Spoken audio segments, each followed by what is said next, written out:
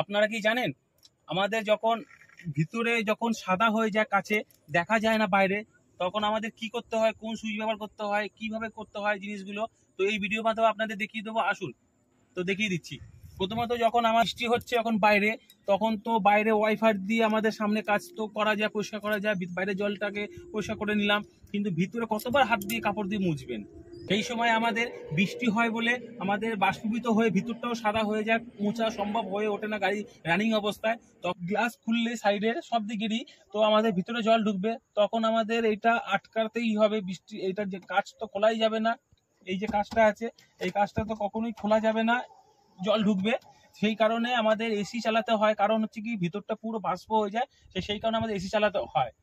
তখন আমাদের বাইরের হাওয়াটা যদি ভিতরে নেওয়া যায় হালকা করে, কাজ না খুলে, তখন আমাদের ভিতরটা পরিষ্কার হয়ে যায়, তখন বাইরে ওয়াইফাই আর ভিতরে নর্মাল ঠিক থাকে, তখন আমাদের কাজটা আবার ক্লিয়ার ভাবে দেখা যায়। তো এই সুইচটা ব্যবহার করা, সেই সুইচটা এই সুইচটা দিয়ে ব্যবহার করতে হয় আমাদের। এই যে দুদিকে দুটো অপশন আছে, এই দুটো অপশনের সাহায্যে আমাদের করতে হয়। এইটার হচ্ছে কি, যখন এসি চলবে তখন আমাদের এই যে সুইচটা, এটা ভিতরে হাওয়া ভিতরেই থাকবে, আর এই যে জিনিসটা আছে এই জিনিসটা তখন ব্যবহার করতে হবে। বিশেষ করে যখন শীতের সময় কুয়াশা পড়ে খুব, বা বৃষ্টির সময়, তখন এই বাইরের হাওয়াটা ভিতরে আসার জন্য এই দিকে সুইচটা ব্যবহার করতে হয়। তখন বাইরের হাওয়া ভিতরে আসলে তখন আমাদের ভিতরটা সাদা হয় না। তো এটা যায় এসি চালানোর সময়ও আমাদের এটা করলে গরম হাওয়াটা ভিতরে ঢুকবে। তো এসি চালানোর সময় এটা যাতে ব্যবহার করতে প্রয়োজন হবে, যে খুব ঠান্ডা লাগছে, তখন এটা ব্যবহার করতে পারবেন।